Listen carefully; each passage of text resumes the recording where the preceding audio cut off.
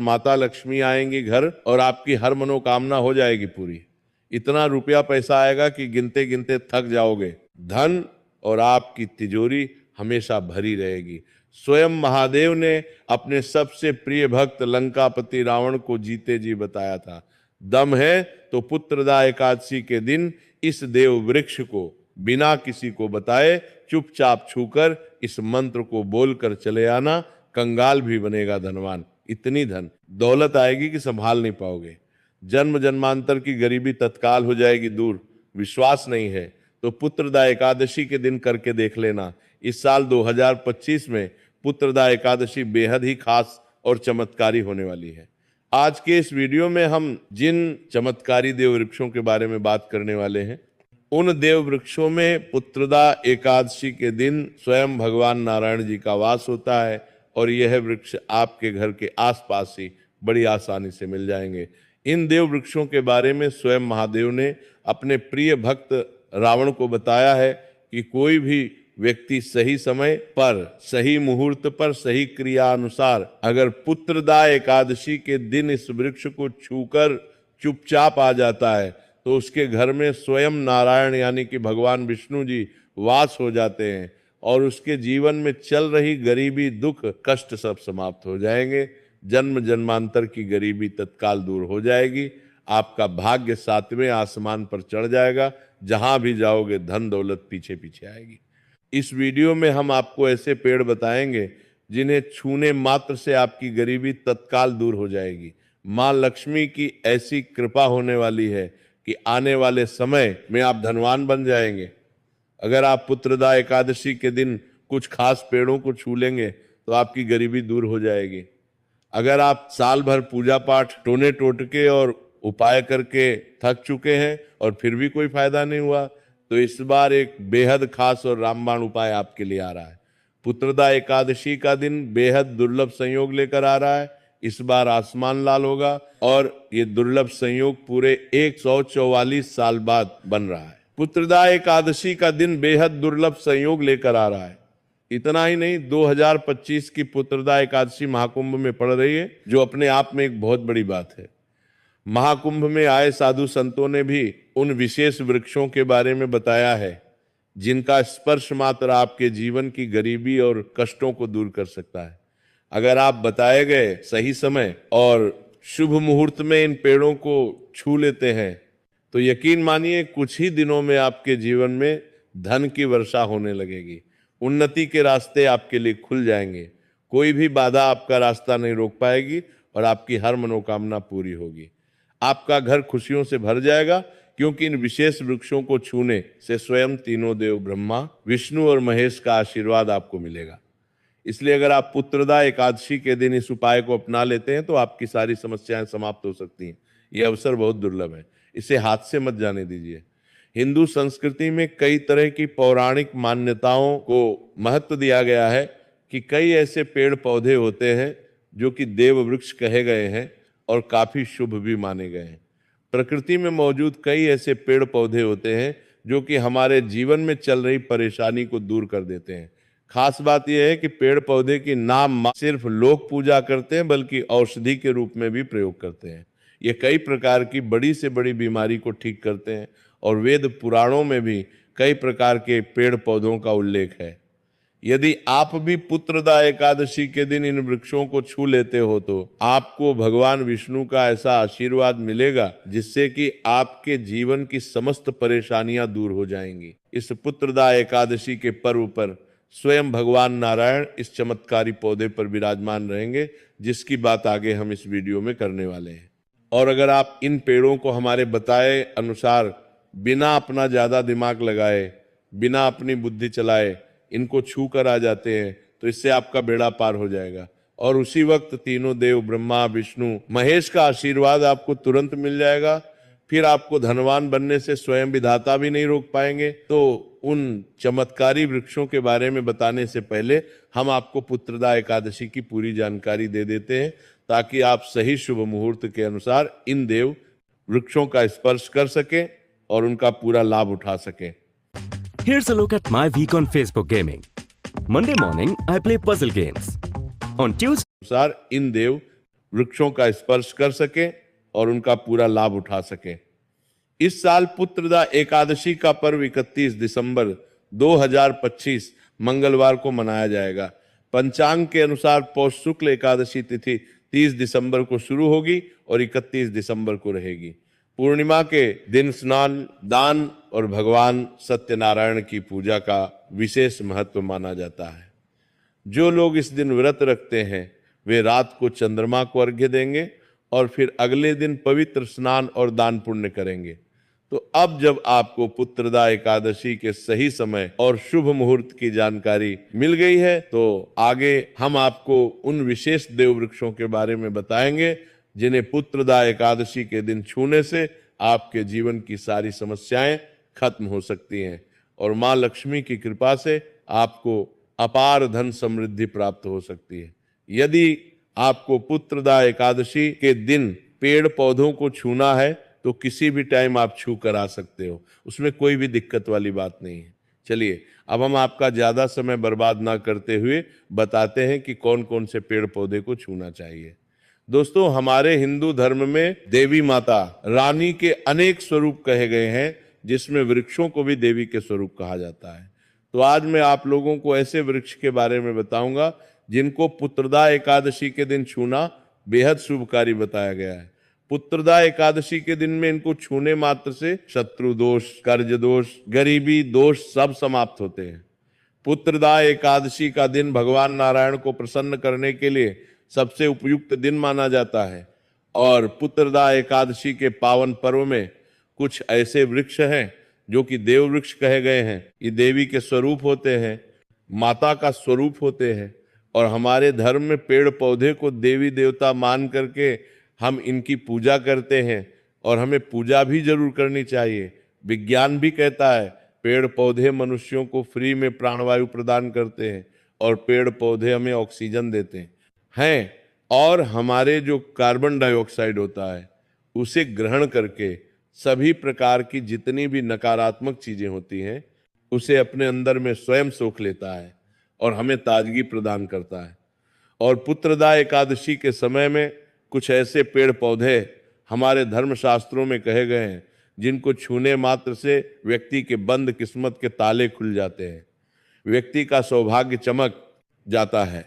हमारे शास्त्रों में पेड़ पौधों को बहुत ही गुणकारी कहा जाता है क्योंकि इनमें साक्षात देवताओं का वास होता है। अनेक बीमारियों का उपचार पेड़ पौधों में ही छुपा है। पेड़ पौधों में कई जड़ी बूटियां पाई जाती हैं। भगवान श्री कृष्ण ने गीता में स्वयं कहा है कि वृक्षों में मैं पीपल का वृक्ष हूं।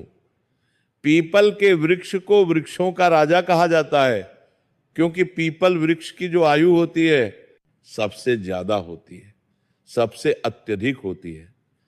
पीपल वृक्ष सर्वशक्तिमान होता है। पूजा पाठ में अत्यधिक इसका महत्व होता है। हमारे धर्म में अनेक ऐसे वृक्ष हैं जिन्हें कल्याणकारी और मंगलकारी माना गया है। ये वृक्ष केवल पर्यावरण के लिए नहीं बल्कि हमारे जीवन के लिए भी बेहद महत्वपूर्ण होते हैं। खासकर अगर आप इन वृक्षों को छूते हैं तो आपकी सारी परेशानियां, कष्ट, दुख और तकलीफें खत्म हो जाती हैं। पुत्रदा एकादशी के दिन जो कि 31 दिसंबर को है, इन वृक्षों का असर कई गुना बढ़ जाता है। इस दिन शक्ति धरती लोक में आ जाती है और इस दिन हर वस्तु में प्राण और चेतना का संचार होता है। जब ये शक्ति पूरे ब्रह्मांड में फैली होती है तो जितने भी पेड़ पौधे, जीव जंतु और चल अचल वस्तुएं हैं सब में शक्ति जागृत हो जाती है। इस विशेष समय में अगर आप देवी स्वरूप कहे गए पेड़ पौधों को जाकर छू लेते हैं तो आपके जीवन के सारे दुख, कष्ट, रोग और परेशानियां समाप्त हो जाती हैं। खासकर काल सर्प दोष, मंगल दोष, शनि दोष और राहु दोष जैसी समस्याएं तत्काल अपना असर छोड़ देती हैं और पूरी तरह समाप्त हो जाती हैं।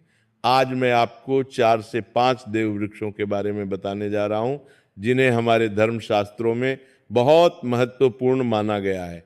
ये चारों वृक्षों आपके जीवन में सुख, समृद्धि और खुशहाली लाने के लिए बेहद प्रभावशाली होते हैं। इसलिए इस वीडियो को ध्यान से देखना क्योंकि अगर आपने इसे बीच में काट कर देखा तो बाद में आपको पछताना पड़ सकता है। पुत्रदा एकादशी का पर्व ऐसा है जब आपको लंबी लंबी पूजा पाठ करने की जरूरत नहीं होती। बस अगर आप इन विशेष वृक्षों को पुत्रदा एकादशी के दिन सही तरीके से छू लेते हैं और इनका आशीर्वाद लेते हैं तो आपकी सारी समस्याएं और गरीबी खत्म हो सकती हैं। ये वृक्ष इतने शक्तिशाली होते हैं कि आप अपनी आंखों से इनका असर देख सकते हैं, और खास बात यह है कि ये सारे देव वृक्ष आपके आसपास आसानी से मिल सकते हैं, तो आप इन्हें अपने घर के पास से ही ढूंढ सकते हैं।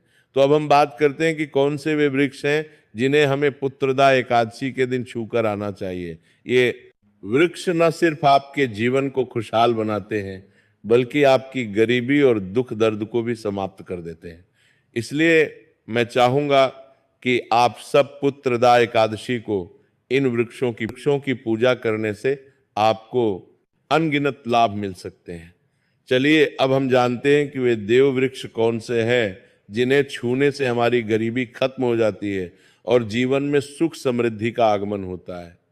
पहला वृक्ष है बेल का वृक्ष, जिसे हम खास तौर पर पूजा में इस्तेमाल करते हैं। महाशिवरात्रि के दिन बेल का पेड़ सबसे महत्वपूर्ण माना जाता है। भगवान शिव को बेल के पत्ते अत्यंत प्रिय हैं और उन्हें शिवलिंग पर बेल पत्र अर्पित करने से विशेष पुण्य की प्राप्ति होती है। बेल का पेड़ शिव के पूजन के लिए अत्यधिक पवित्र माना जाता है। बेल के पत्तों का भगवान शिव की पूजा में खास महत्व है। कहा जाता है कि बेल का वृक्ष माता पार्वती के पसीने से उत्पन्न हुआ था और स्कंद पुराण के अनुसार यह वृक्ष देवी स्वरूप है। इसे नवदुर्गा का स्वरूप भी माना जाता है।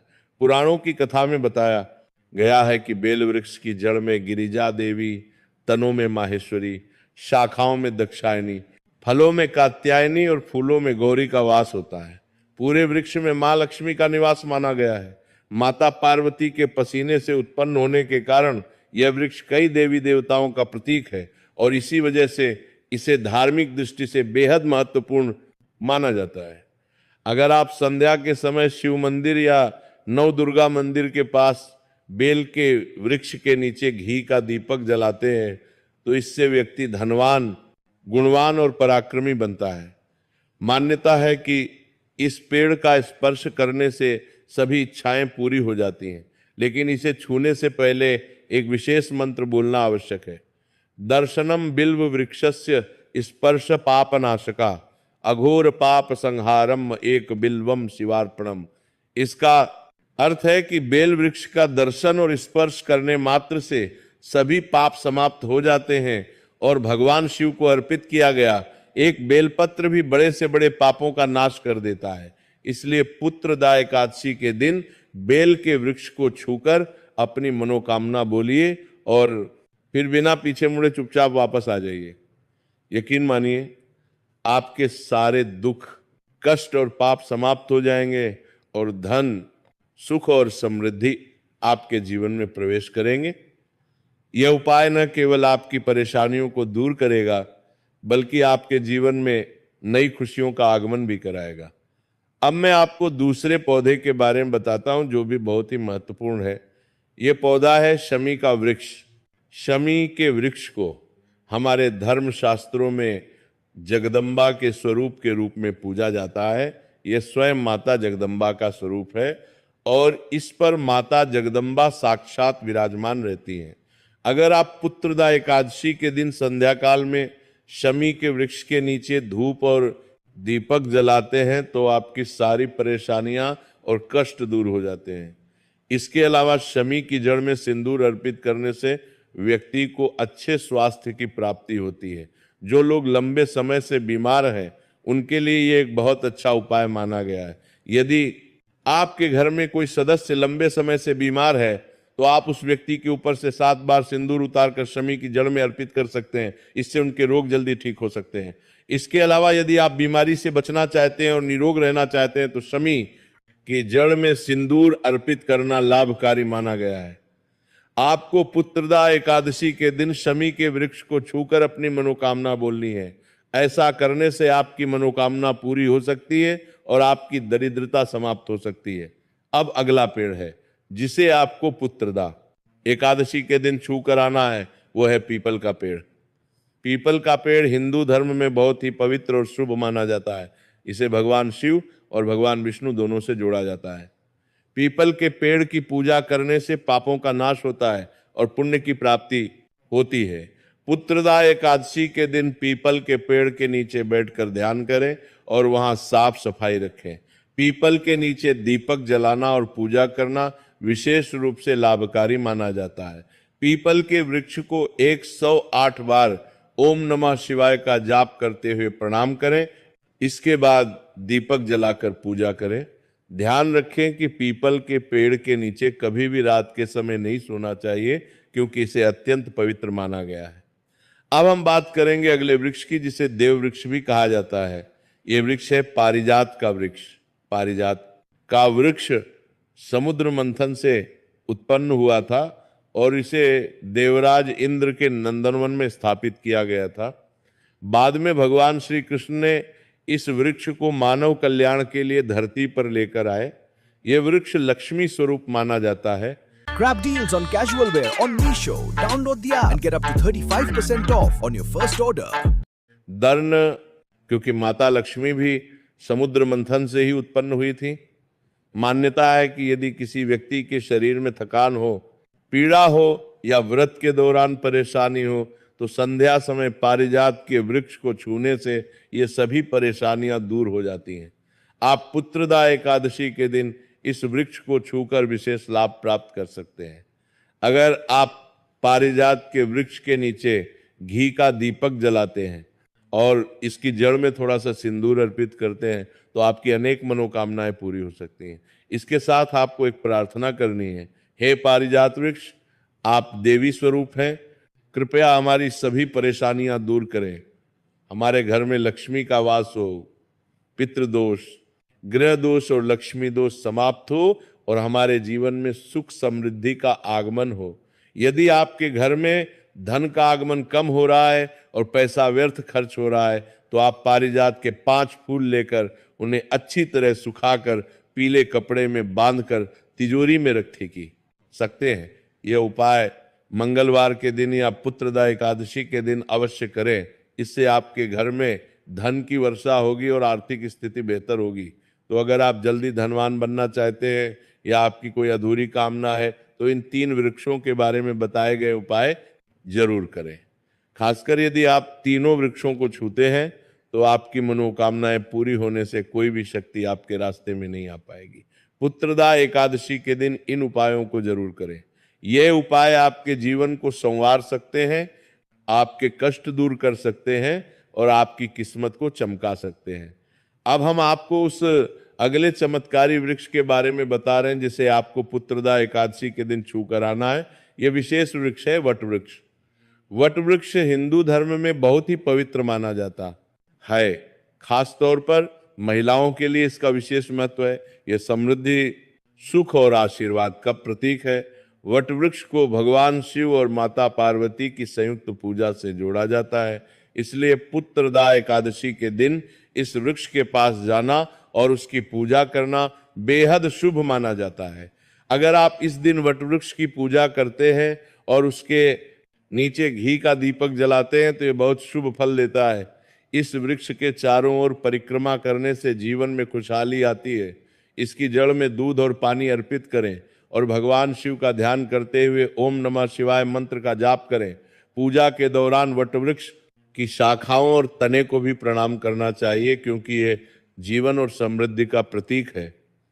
इसके पत्ते भी भगवान शिव को बहुत प्रिय होते हैं। इसलिए वट के पत्तों को शिवलिंग पर अर्पित करने से विशेष पुण्य प्राप्त होता है।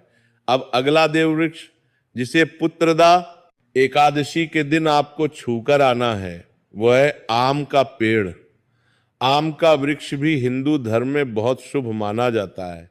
इसकी पूजा करने से जीवन में सुख समृद्धि और आशीर्वाद प्राप्त होता है। पुत्रदा एकादशी के दिन इस पेड़ के पास जाकर उसकी पूजा करें और भगवान शिव का ध्यान करें। आम के पत्तों को शिवलिंग पर अर्पित करें और ओम नमः शिवाय मंत्र का जाप करें। आम का पेड़ सौभाग्य और समृद्धि का प्रतीक है, इसलिए इसे शिव पूजा में विशेष रूप से उपयोग करने से जीवन में सकारात्मक ऊर्जा और उन्नति आती है। तो पुत्रदा एकादशी को इन विशेष वृक्षों का स्पर्श करें और सच्चे मन से अपनी मनोकामना